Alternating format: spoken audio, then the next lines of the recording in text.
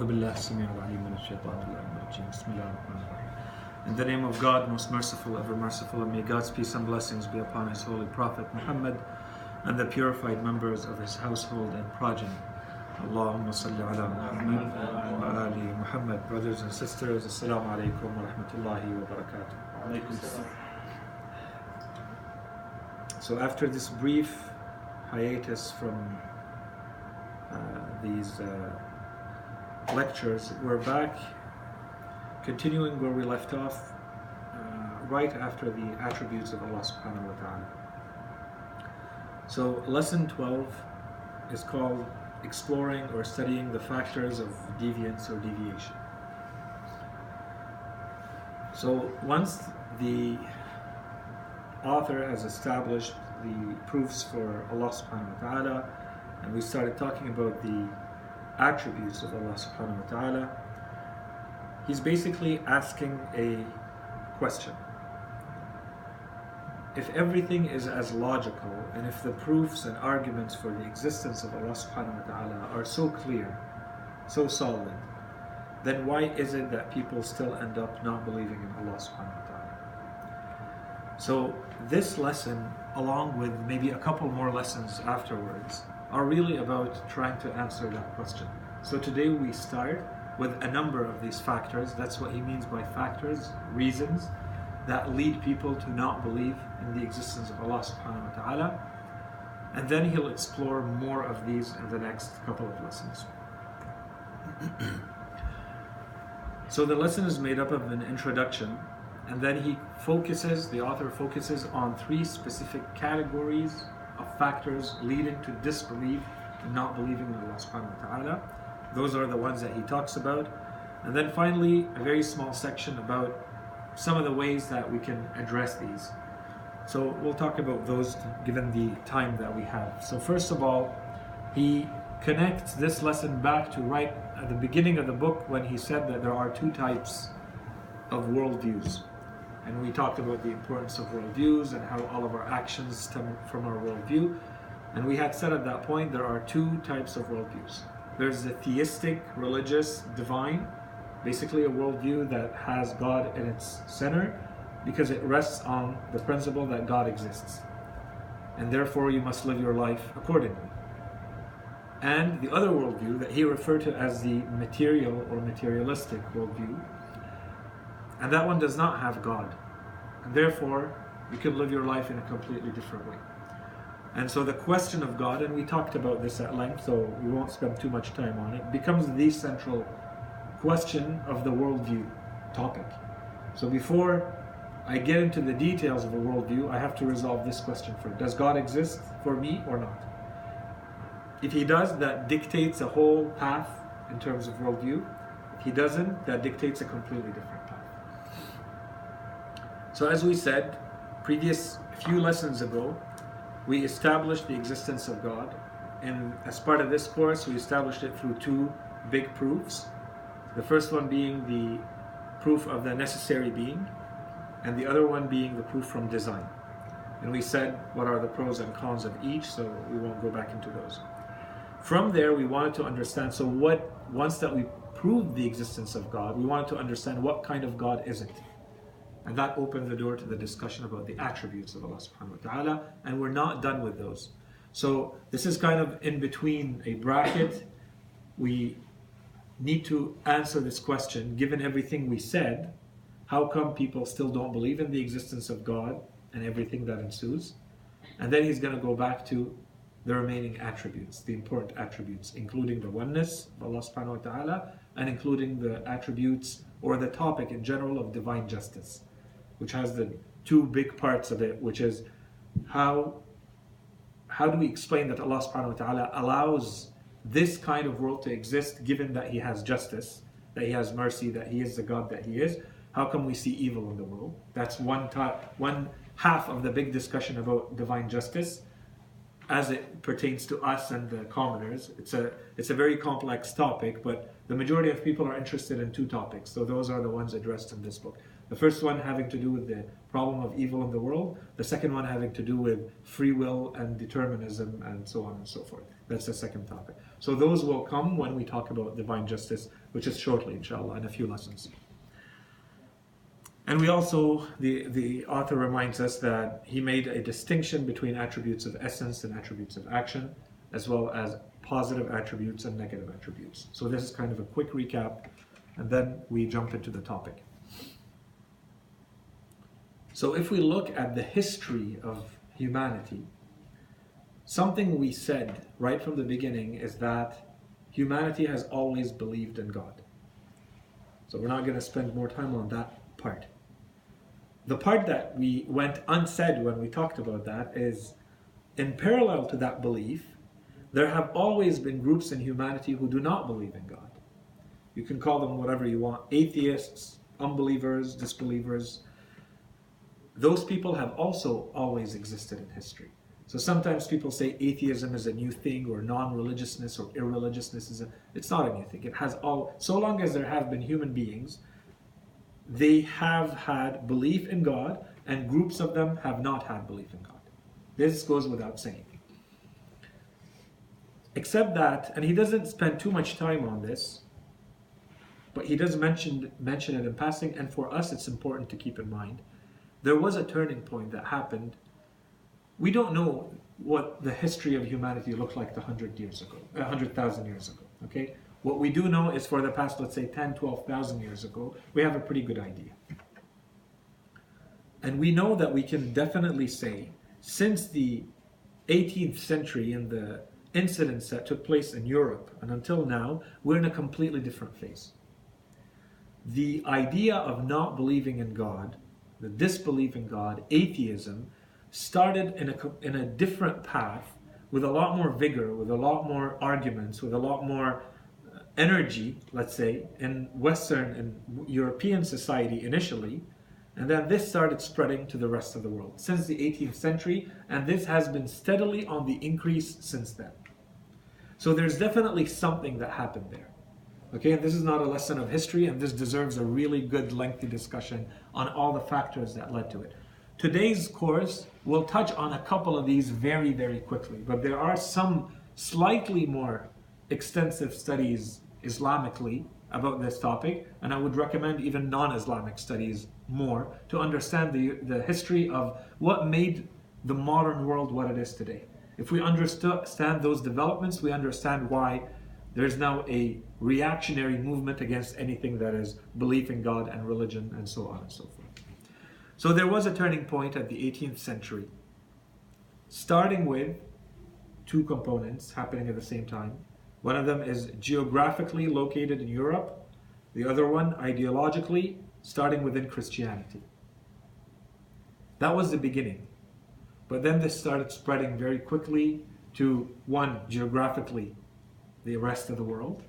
And of course, now you have to keep in mind how the world was changing, and how there was a lot more colonization, a lot more travel, a lot more technological, scientific, artistic, cultural progress, and how that was spreading. That's one side.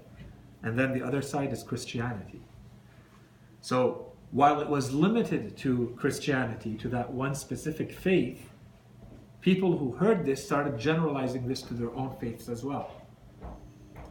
So the same problems that we're going to encounter in Christianity were being encountered elsewhere, and this created a mass movement against religion in general. This was the trigger. This is where it started.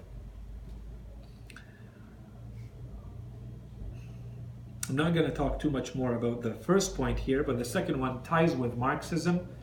And just to keep it light for today, I'm not going to get into Marxism. There is actually at least one lecture fully about what the philosophy behind Marxism, which is dialectical materialism, coming up in the next few lessons. So we'll talk a little bit more in depth about Marxism then. But definitely what happened is that Marxism contributed significantly to the spread of atheism in the world, or to the spread of irreligiousness in the world. Marxism was very opposed to religion, and Marx has very famous sayings and writings against religion. Basically, he says that it's a tool used for the domination of the poor, of the weak, of the powerless, by the elites, by those who hold the power, who hold the capital, who hold everything else in society, so that they maintain those people at that level to create a self-sustaining model that is in perpetuity. Anyways, so keeping that in mind, we'll address the Marxism point more in depth in a few lessons. All that to say, a lot has happened in the world since the 18th century. And a lot of what has happened has actually contributed to more atheism, more movement against the belief in God, more movement against religion in general. And Marxism was a big part of that, but the scientific, technological, industrial progress played a huge part in that. Because now, as Europe was expanding and was colonizing, along with their technological exports, along with their scientific exports, industrial exports, there was a cultural export and an ideological export that was coming along with it. And that was in the form of atheism, in the form of irreligiousness, and so on and so forth. The author then mentions that there are simply too many factors to cover, so this is not an in-depth lesson. This is just to touch a couple of these, and specifically 3 of them. So the first one that he's going to talk about is what he refers to the awamil al-nafsiyya, psychological or personal factors. And first things first, these factors may be conscious or unconscious. So someone may be aware that they do not believe in God because of these. It might be an intentional, willful decision on their part. I will not believe in God because it's going to encroach on these freedoms that I have, and we'll talk about them. Or it may be unconscious. I don't do it because unconsciously there's something that tells me that if I go down that path, there are things that are going to be prevented. They're going to become obstacles that I will not be able to live the life I want to live. In any case, the reality is these should be 2 different groups. The author lumped them together under psychological, so we'll keep it as is. And you'll see with the other 2, that's why he called these factors groups of factors or categories. He's not talking about each one of them as being one single factor. They're groups of factors. So under psychological, the first one is something we talked about at the beginning of the course, when we talked about the argument, the objection that some people have when they say, there's just too much information. What's the point of studying religion or God? These are complex issues. We may never reach a truth, a certainty about them, and so on and so forth. When we talked about that, we said the main argument in these is that, the main argument is that it comes down to laziness. It comes down to feeling indifferent towards religion, towards belief in God. And we had arguments against that. We said if someone lacks the awareness, does not understand how significant this is, it still does not justify them being lazy. And that's when we talked about the probability and how significant it could be for someone in this life and the next life, given that there's a possibility of an eternal afterlife. That's how we linked it. So one part of these people is simply out of laziness. I don't want to get into this out of laziness, out of indifference for these ideological matters. On the other one, though, is that the moment I go down this path, this is a commitment. Let's say our religion. I don't think there are a lot of people who don't know the moment you get into this religion, then there are going to be some restrictions on the way you eat, and the way you drink, and the way you smoke, and the way you dress, and the way you talk, and so on and so forth. Basically, this is going to dictate, depending on how much you know about religion, it may dictate to a very large extent every aspect of your life. So, if this lifestyle that you've created or that you aspire to is more important to you than what religion is claiming to give you, then you're not going to go down that path. So while you may argue with me, I can spend a lot of time trying to convince you that God exists, God doesn't exist, the importance of religion. You have a blockage. You're never going to allow yourself to go down that path when you know for sure that the ultimate consequence for you is that you're going to be placing limitations, restrictions, obstacles on the way you live. So your issue is not with the arguments, the validity of the arguments. It's not that my argument is weak. It's that you will never accept going down that path at a practical level. And that's why some people, if they're truthful, they will openly tell you, everything you've said is good. I'm just not willing to give up pork or alcohol or to wear a hijab or, and therefore I cannot come into Islam. They understand the ramification. The logic is there, the arguments are solid, they're just not willing to make that change in their lifestyle. So this is the first factor. That's why he refers to it as a psychological or a personal factor. And so of course he talks a little bit more about these people being stuck at the level of the freedoms that allow them to satisfy what he refers to as very animal and immediate urges that we all have. But is our life limited to that level or not? And is it true that the religion actually constricts and restricts our life to the point where now you will live a life without any pleasures and without any satisfaction and happiness, as though you're a monk deprived of anything and that of the pleasures of life, right? So that's one factor. It's this conception that the moment I go down the path of believing in God and accepting religion, then it's going to clearly and significantly prevent me from ever having real happiness, because it prevents me from having the pleasures of life. The second factor, and again, as we said, these are groups, categories of factors. This is where we have to make the link between religion and social reality. So he refers to it as sociological. I'm going to add another descriptor here, and I'm going to say, or societal. They're not necessarily sociological, because these are terms, technical terms. They're societal factors, things that we find in a society in general.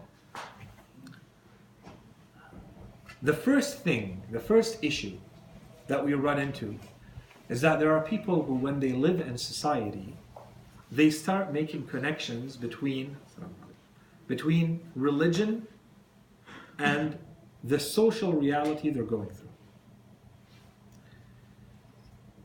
And the important point here is they make a connection or a sign of identity between people who represent religion, so religious authorities, men of God, men of religion, equals religion, equals the state of society's affairs that I witness in the world. So if I live in a society where there's a lot of poverty and famine and corruption and all sorts of other social issues, and I look at the people in charge and I say, well, they're in charge and they're religious, or they represent religion, as was taking place when Europe revolted against religion. The church was extremely dominant, extremely powerful, had a hand in everything. When people make that association between religion equals religious men equals social reality, and the social reality is not good, then the only person left to blame is this representative of religion. And therefore, I don't distinguish between there's a religion and then there's a social reality, and regardless of what religion says or not, I'm dealing with people, no, they don't make that distinction. And so they have a reaction against religion in general. And this has happened in the past and is happening today and will continue to happen across the world. If you study the political reality, the social reality, the economic reality of various places in the world, you will see that this is very, very present. Okay, this association between the religious and the social. And if we look at the next aspect, which is what the author spent a little bit of time on, he talked a little bit about the position of the church on specific topics or specific themes. For instance, the religious position of the church. For instance, we all know about the witch hunts and who was considered a witch at that time. And from there, all the ramifications of that and how they dealt with those people. There are legal implications. The church has always, in those times, very, very present politically. They were working with the monarchies. The World War I and World War II, if you want to spend time studying them, you have to also understand the role of the church in both those wars. The Vatican, the Pope, had a very real, clear, concrete position. He's taking sides on one side or the other. Okay, so there's a dimension in there that is maybe religious, but the reality is that we're now in the political realm. We're now in a political dimension. But people don't distinguish between that. And so they look at it as, this is religion, this is the outcome. Therefore, as a reaction to religion, it's no good.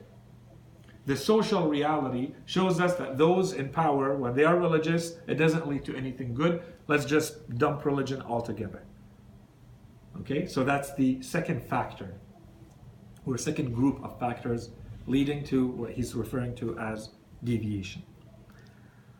And so he has a little paragraph at the end here where he talks a little bit more about the importance of awareness in religious authorities. When people are in positions of authority and they are religious authorities, it's very important for them to realize how people perceive them, and that it goes beyond them as people and beyond them just as authorities. This is going against all of religion if they are corrupt, if they do not behave accordingly. People are going to generalize. People are going to attack religion or belief in God as a result of the behavior of one person or one authority or one group. So he has a little quick point about that. The last group of factors he talks about in this lesson are what he refers to as the intellectual factors. So generally speaking, those are when any of us have questions, concerns, hesitations about our beliefs, and they remain unanswered. With time, these could lead to, if I had belief, my belief is going to be shaken. If I didn't have belief, well, I'm never going to accept belief because those answers are not coming. My objections are not being answered properly. So he goes into a further breakdown of these types. As we said, he calls these groups of factors. So this group of factor, he talks, for instance, about human beings have a leaning, a natural leaning, innate, natural leaning towards anything that's material. That's just how we were created. So if someone just wants to resort back to that, that shouldn't be an argument. But again, these are the intellectual, these are sophistries, fallacies, weaknesses in argumentation, but they're bundles, they're objections against religion. So if people want to object against the belief in God or against religion, this is one of the factors. People have a general, natural lenience towards the physical, the material, the stuff that we see and feel and hear in our daily lives because it's immediate to us. As opposed to having to do that extra additional effort of abstraction and intellectual exercise and spiritual exercise and so on and so forth. That's what. A lot of times the beliefs in religion are mixed up with myth and with things that are not really founded according to logic, according to science, according to arguments that people consider solid and based on irrefutable logic. If that is the case, people will leave religion. They'll say it's a bunch of myths, it's a bunch of fictional stories that are made up. So the more you insist on those, the more you have people reacting against religion. Third group, weak or incorrect explanations or arguments. So sometimes, for instance, when we talked about the proof for the necessary being, and we said a very easy, quick objection when someone doesn't really understand the argument is going to say, okay, who created God? Where does God come from? We said, if you don't understand the argument and how it's built, no one said everything needs a cause. It's every contingent thing needs a cause. I'm not going to repeat the lesson here. But that little nuance changes the argument completely. So if these answers, these objections are not, if the arguments are not presented well, or the questions remain unanswered, of course people will leave religion. There's no answer. And on the other side, there's a claim for answer.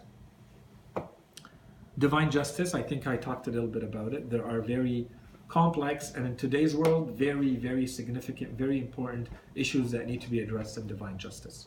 The problem of evil is probably the strongest argument against religion and against the belief in God, that if you want to be objective and concrete about it, this is probably the strongest argument today against God. So if you you understand all the nuances of the argument, you know how to address them, based on what I've seen and my experience, is probably the strongest argument. It needs to be addressed. No one can really talk about the existence of God, although there is a little fallacy in there. He could be an evil God. It doesn't dismiss the fact that he still exists. But putting that aside, if you want to have a complete, full discussion, thorough discussion about the existence of God, you have to address the issue of divine justice. Both sides, but really it's about evil in the world, also free will and determinism. Science. Science is the new religion of the world. When science steps out of science and into philosophy and ideology, it's usually referred to as scientism. Today there's a lot of scientism. And a lot of scientists in the world of natural sciences are against this. But the loudest voices are the voices of the ones who are going beyond what natural science says and using science as though it's a philosophy or it's an ideology and making claims that science cannot make. It's beyond its tools, it's beyond its domain. Today, you have to be able to address that. If you don't, you fall into the intellectual factors leading to rejection or objection to belief in God and religion. And finally, religion versus issues about law, human rights, things happening in politics, and so on and so forth. There's a lot of those. These are specific instances, but they accumulate. And of course, he ends by saying that these three factors, or these groups of factors that we talked about, can of course combine. So sometimes someone may have some intellectual, theoretical questions about the existence of God, but because they live a life of misery, which we talked about in the previous factor, the societal factors, or because they want to live a certain lifestyle and they think that religion is going to prevent them from it, then that combination makes it that much more complex to get to them and to convince them that God exists or that there is a religion. So how do we address these factors of deviation? So first of all, he says when we looked at them, obviously these are very, very different. There's no magic pill, one size fits all that can address all of these. Each one of these has to be addressed on its own. So he goes on explaining very, very quickly for every group what could be done, but saying this deserves a whole full-length book to address each one of them. So for the psychological, personal, ethical, first of all, he talks about the role of upbringing, whether it's at the level of the family or the community or the society, depending on where you live in the world and so on and so forth. And the second thing he mentions is the importance of awareness, knowledge, education. And of course, a lot of these issues, if I don't understand the significance of believing in God, if I don't understand that this is a wager, and I may not only lose the few years that I live here, I may lose an eternal afterlife. If I don't have that awareness, if no one has guided me to think in that manner, then I will never understand the significance of these topics and I won't waste time on them, right? At the societal level, first of all, he says it's a lot more important to work at the prevention level. Socially, when there's a social movement, it's now very, very difficult to go against the current. So hence the importance for, let's say, a religious community or a religious society to work on the prevention more than trying to fix it after the fact. That's one. And secondly, he says we have to insist on this point so that people really understand it, the difference between the people who follow a religion and that religion. People are fallible. People can be corrupt. People can use religion as a tool. People will not be proper representatives of religion unless they are really, truly infallible. Otherwise, it's always open to discussion. If people really understood this, then they would not equate the mistakes, the incorrect behavior, the corruption, and so on and so forth of people. They would not equate that with religion being wrong. And finally, at the intellectual, the group of intellectual factors, he says, first of all, the distinction between false and true beliefs. People need to know when something is a myth, religious people need to say this is a myth.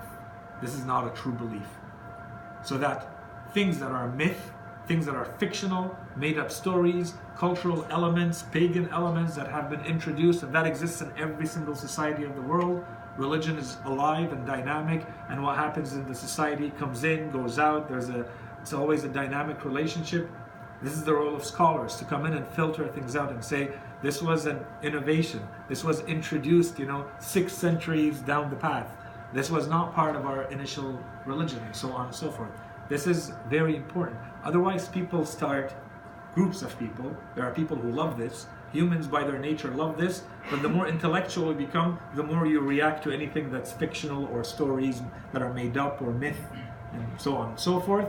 And so you're going to reject religion altogether, because you're going to say there's no way to distinguish between myth and reality, and it's probably just all made up myths and stories. Avoiding illogical or weak arguments. And this goes hand in hand with even the next one. This requires a certain level of specialization. If you don't spend time studying an argument, someone can probably come and show that you're presenting it in a weak way. And that's why people rewrite books about some of these arguments that we talked about and many others that we haven't. Why? Because the more specialization you have, the more of a precise outlook you have, the more you're going to be critical of the way things are presented. And you're going to say there are illogical claims here. There are fallacies. There are weaknesses in the argumentation. What you're claiming is more general than what you have proved, and so on and so forth. So if you fall in those traps, it's unfortunate, but your entire argument fails because it was not presented properly, on a technicality, basically. And this happens a lot, especially for those of you, I don't know if you follow public debates, but this is where public debates, you see the strength and weakness. This is an art form on its own. It's one thing to know the argument.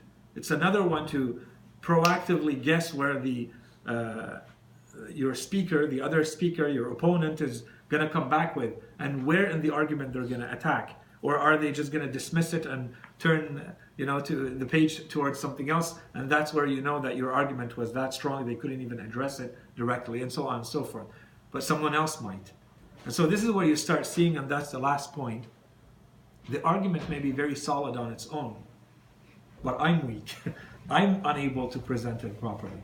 And that's hence the importance when we present it here. We said there are arguments that are a little bit more sophisticated, more complex. And there are some that are more simple. Why? Why do we spend time explaining this? So that if you want to use any of them, you know where there's kind of a moving sand, there's a risk here. If you want to get into that topic, that subject, be well prepared. It's complex, it's nuanced, it's abstract, spend time preparing. You can't just jump in. As opposed to, for instance, when we said the argument from design, you can be stubborn and reject it, but the argument itself is a lot simpler than, let's say, the argument for the necessary being that we presented. Okay, a few more points before we finish. So this is a little bit beyond what the lesson presented. One of the points that was being made in this lesson is that for the psychological or what we call personal factors, when people are rejecting religion because religion is going to prevent me from living the type of life I want to live.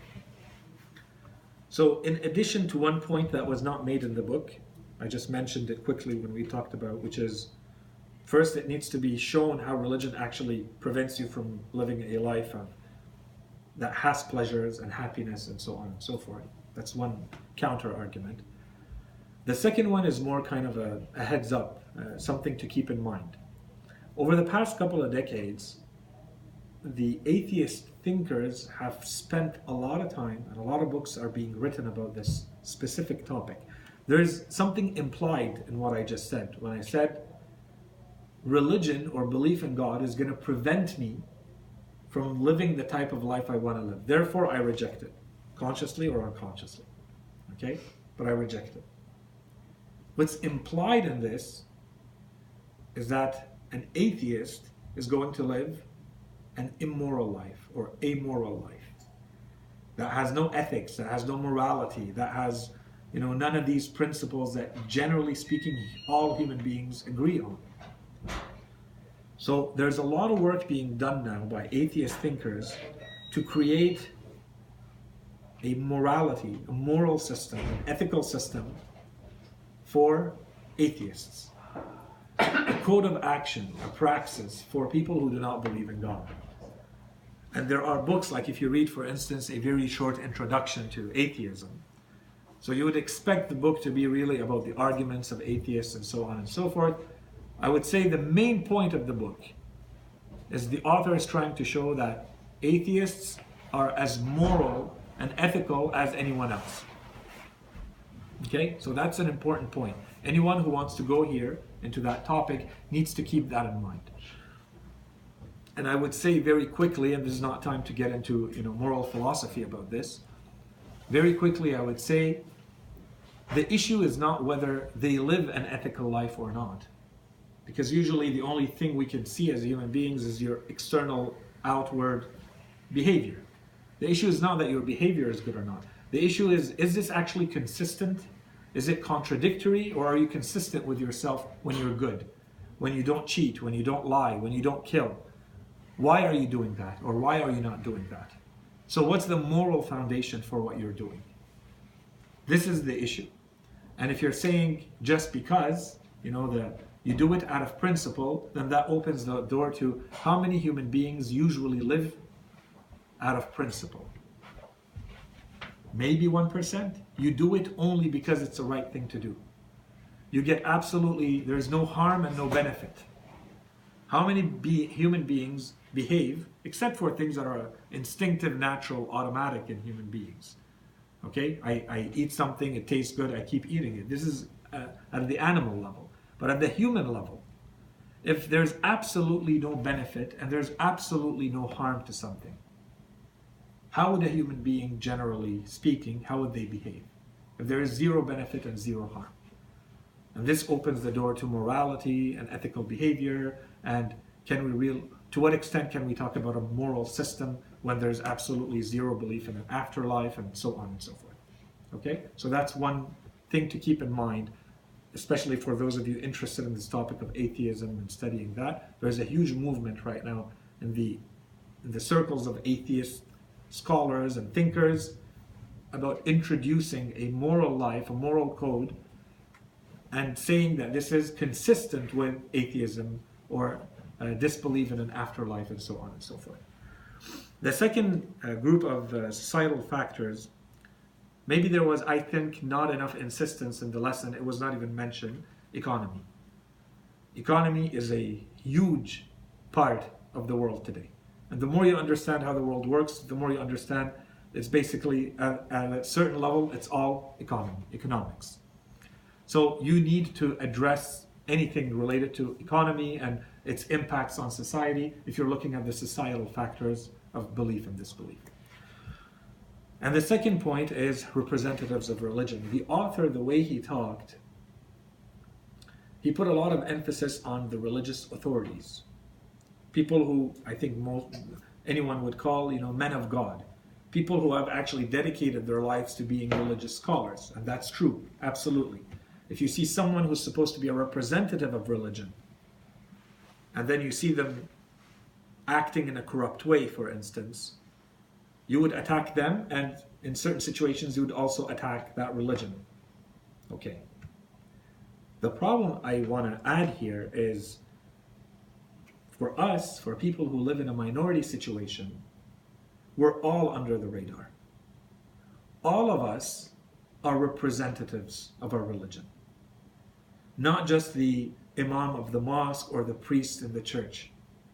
We live now in a world where each and every one of us, and I think all of us, consciously or not, we feel it. We are being looked at. The sisters, very clear, especially if you wear the veil. You are a representative of religion, whether you like it or not, whether you signed up for that or not, it's automatic in these societies. Maybe if you went to another society where you're not a minority, where you're not under the microscope, where you're in a majority situation, where you're just one of the masses, maybe the situation would be different. But in these societies, you are definitely a representative of religion. So everything we said about these men of God or religious authorities or religious representatives, that applies to all of us as religious representatives of Islam in these societies. So to keep in mind, people will attack religion based on your behavior. People will attack belief in God based on your behavior. The intellectual factors, the importance of understanding, knowledge, etc. It goes beyond just belief in God and belief in religion.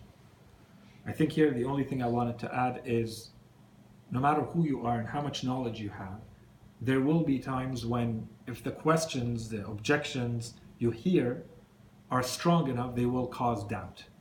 Which means that there's a necessity to always be in a learning mode. You always have to have humility, never to think that you've understood religion enough that you don't need to learn anything more. If you hear things and you feel the objection is, objectively speaking, it sounds real, and you have no answer to it, you cannot let that type of objection just linger in your mind. You have to go and find an answer. And if it's not this imam or this scholar or this author, it'll be another one. Keep looking. Don't leave these doubts and hesitations in your mind. They cause a lot of damage with time. A few other factors. So here we talked about 3 big factors that the author referred to as categories of factors. We said psychological, societal, intellectual. A few others that he didn't talk about, and he did say there is a lot of them, and I'm just going to talk about a few. A few others to keep in mind. We're not going to get into the details of each one of them here. First of all, unanswered objections. And this is in general. If someone, let's say, you spend a lot of time hearing what some, I don't know, activist atheists are pushing out on YouTube or social media in general, and so on and so forth, and you don't hear on the other side if there are enough answers, you're not sure, or the answers you hear are weak, regardless of who you are, if the questions remain unanswered, not only to you, but in society in general, then that is going to have a very clear, concrete impact. People will leave religion because answers are not being given on one side, objections are being put forth, and on the other side, there doesn't seem to be answers that are adequate, that are appropriate for that level of objection. So this is to all of us, but especially the ones amongst us who have that ability to research and to talk and to study and to publish and every day there are new variations, formulations of a lot of these objections. We need to be aware of them and we need to have answers to them. Inferiority, superiority complexes. It's really the inferiority complex. You live in a society where you see that your society produces nothing. You don't have the technology, you don't have the science, you don't have the industry, you don't have the economy, you don't have the advancement, civilization, whatever you want to call it. Of course, that's going to create an inferiority complex in some people. Just that, on its own, is enough for a lot of people to leave behind religion. So, be aware that when someone is disputing with you the fact that God exists or doesn't exist, or that there should be a religion for humanity to follow or not, this is another factor. It may be conscious, it may be unconscious. But if all I've seen from the society I live in is an inferior class of outputs as compared to other societies that have decided to follow different ideologies, and I don't distinguish between why that is, and I mix up everything, then yeah, I may leave religion as a result of that. So do keep that in mind. And this is happening at a very fast pace. A lot of studies are showing in the Middle East this is happening right now because of this, specifically because of these inferiority complexes. And then maybe to a certain degree we can lump that as well under the societal, but it's peer pressure, social pressure. What do I want to be labeled as? Am I someone who's modern, enlightened, educated, intellectual? Usually those are not the first labels that are associated with being religious and believing in God and believing in religion. So there's work to be done here. Because I think the people who really are religious are usually people who are also very intellectual and very scholarly and very modern and very technological and so on and so forth. Not all of them, but a lot of them. So again, there's work to be done here for all of us. People who, especially those who have the capacity to study religion, to push it forward, we need to present a different image of our religion. This is an image of people being scholarly with a strong logic, who understand how the world works, who can make things happen socially, economically, politically, and so on and so forth. Anyways, I'll stop here. I think I've even exceeded my time by a couple of minutes. That's all for today. Wa sallallahu ala Sayyidina Muhammadin وعلى آله الطيبين الطاهرين.